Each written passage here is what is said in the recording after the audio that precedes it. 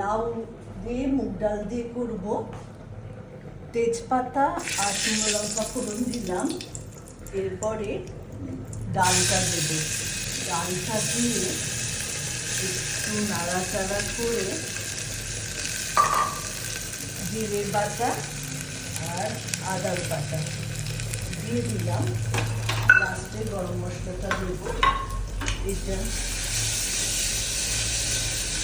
করে তেজপাতা দিলে মুগ ডালের গন্ধ খুব ভালো হয়, তাই জন্য তেজপাতা দিলাম। লাউটা দিয়ে অনেক নাড়াতে হবে না, কিন্তু আমার হাতা এখানে নেই, হাতাটা নিয়ে নোংরা।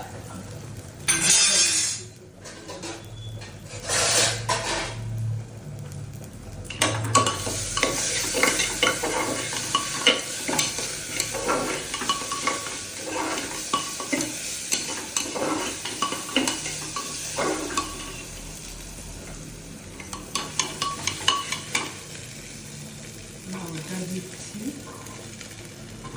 আর ধনে পাতা দেব, গন্ধটা সুন্দর হওয়ার।